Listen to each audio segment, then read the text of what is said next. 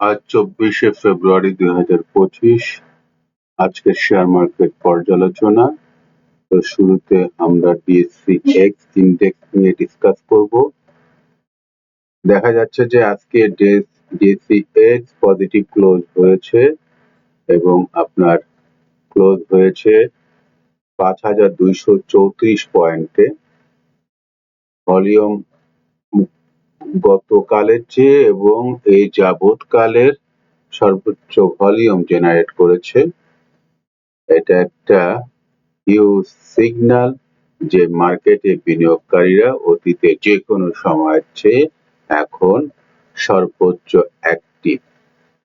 তবে আজকে যে ক্যান্ডেলস্টিকটা তৈরি হয়েছে সেটা একটু বিয়ারিশ ক্যান্ডেলস্টিক মনে হচ্ছে এবং সেটা হওয়ার যথেষ্ট প্র্যাকটিক্যাল রিজন আছে। কারণ এই যে এই রেজিস্ট্যান্সটা বেশ আপনার একটা দীর্ঘ রেজিস্ট্যান্স। এই রেজিস্ট্যান্স আপাত দৃষ্টিতে আমার মনে হচ্ছে এই রেজিস্ট্যান্স ব্রেক হওয়ার যথেষ্ট সম্ভাবনা আছে এবং গতকালকে যেমনটি বলেছিলাম এই রেজিস্ট্যান্স ব্রেক হলে পরবর্তী টার্গেট হবে ৫,২৫০ এবং ওইটা অপেক্ষাকৃত একটু দুর্বল রেজিস্ট্যান্স হবে। এর মানে মার্কেটের সামনে আর কোনো বাধা থাকবে না ৬,০০০ বা ৫,৮০০ পয়েন্টের দিকে।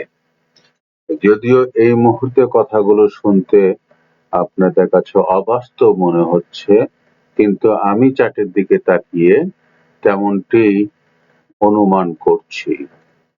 মার্কেট ডেফিনেটলি পজিটিভ ট্রেন্ডে উঠে পড়েছে এবং যদিও স্ট্রেংথ এই মুহূর্তে শো করছে না ট্রেন্ডের স্ট্রেংথ, কিন্তু স্ট্রেংথ একটা ট্রেন্ডের স্ট্রেংথ আমরা এডিএক্স চার্ট দিয়ে বুঝে থাকি। এডিএক্স চার্ট যদি 20-এর উপরে হয় তাহলে আমরা এই ট্রেন্ডটা যে স্ট্রং সে ব্যাপারে কনফার্ম হতে পারবো এবং কনফার্ম হওয়ার জন্য আমাদেরকে আরো সামনের দিকে ভবিষ্যতের আগামী কয়েকদিনের ট্রেড দেখে আমরা আসলে সে ব্যাপারে একটা কনফার্মেশন দিতে পারবো। তবে এই মুহূর্তে ওভারঅল মার্কেট খুবই পজিটিভ মোডে আছে। বিনিয়োগকারীদের যথেষ্ট আপনার আগ্রহের সৃষ্টি হয়েছে, যার ফলে আমরা দেখছি হায়ার হাই ভলিউম ক্রিয়েট করে চলেছে মার্কেট কিছুদিন পর পর। এবার আমি ইন্ডিভিজুয়াল স্টক নিয়ে খুব কুইক একটা পর্যালোচনা করব। তো শুরুতে আমি যথারীতি এসিআই দিয়ে শুরু করি। তো এসিআই দেখতে পাচ্ছি আমরা এসিআই এই জায়গাটাতে কনসোলিডেট হয়ে ১৫৩-৫২ এই প্রাইসে কনসোলিডেট হয়ে আজকে একটা হাই তৈরি করেছে। ভলিউমও গত কয়েকদিনের চেয়ে আজকে বেশি জেনারেট হয়েছে। RSI 66 এবং এসিআই কিন্তু আপনার দীর্ঘদিন ধরে পজিটিভ ট্রেন্ডই অবস্থান করছে এবং এই অবস্থায় তার এই সিগন্যালটাকে আমার কাছে তার এই অবস্থানটা ধরে রাখা কিন্তু যথেষ্ট স্ট্রেংথ সে শো করে আসতেছে এবং সেই স্ট্রেংথটা হোল্ডও করছে। অতএব এইখান থেকে পড়ার সম্ভাবনা খুবই ক্ষীণ। তবে এখান থেকে কতটুকু বাড়বে তো অবশ্যই, যেটা মনে হচ্ছে এখন কতটুকু বাড়বে সে বা কবে বাড়বে সেটার জন্য আমাদের একটু ওয়েট করতে হবে। তবে সে এই মুহূর্তে কিন্তু বাড়ার একটা সম্ভাবনা তৈরি করেছে। আজকে ক্লোজ হয়েছে আপনার ১৫৫ টাকা ২০ পয়সা আর ওপেন হয়েছিল ১৫ টাকা ১০ পয়সা, তাহলে ২ টাকা ১০ পয়সা আজকে প্রাইস হাইক হয়েছে। তারপরে আমরা ডিসকাস করি এসিআই ফর্মুলা। আচ্ছা, চার্টে ওপেন হচ্ছে না, তাহলে আমরা ১ মিনিট দেখি। সম্ভবত আমার এইখানে ইন্টারনেটের কোনো একটা সমস্যা হয়েছে। আচ্ছা, না, আসছে চার্ট।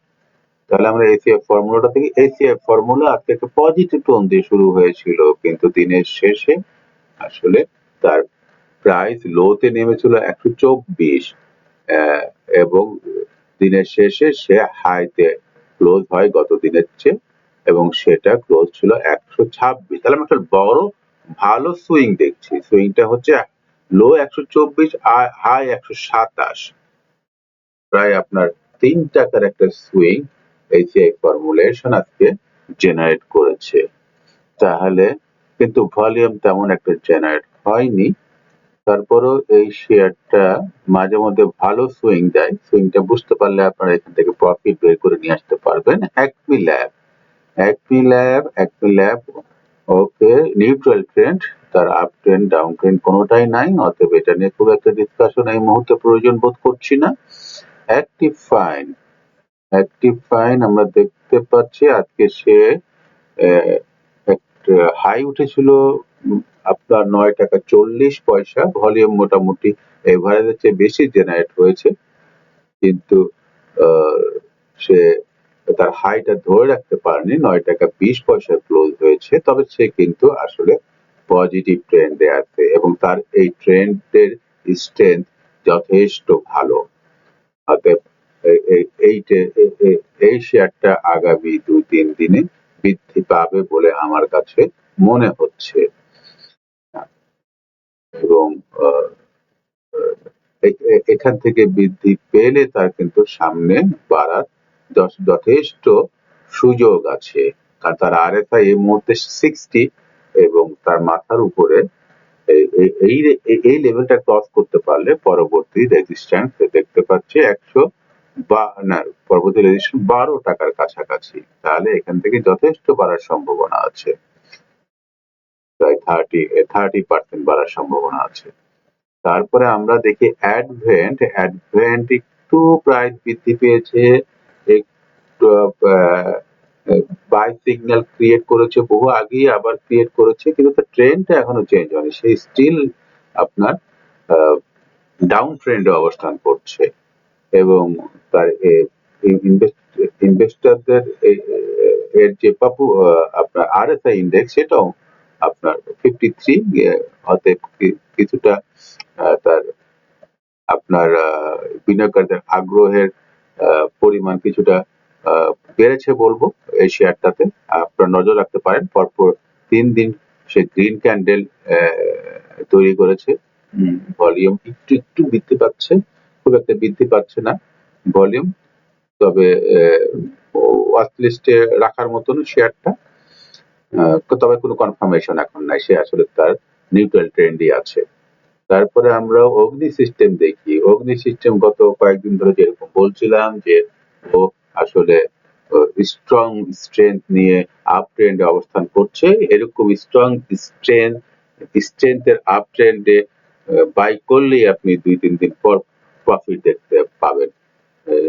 2-1 দিনের মধ্যে এরকমটি হয়। ট্রেন্ড যদি আপনি বুঝতে পারেন কোন একটা স্টকে, তাহলে আপনি সেখান থেকে খুব দ্রুত প্রফিট নিতে সক্ষম হবেন। তো আপনার অগ্নি সিস্টেম সেই একই ট্রেন্ড বজায় রেখেছে।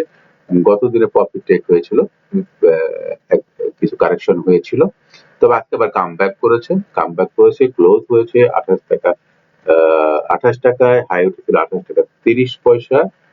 গত দিনের যে গত দিনের হাই ছিল তাই হাইয়ের চেয়ে কম, তারপর সে একটা সুইং তৈরি করেছে। আজকের দিনের সুইং ছিল মোটামুটি 27 টাকা 50 পয়সা এবং 28 টাকা 30 পয়সা, হাই এবং লো এর যে সুইংটা।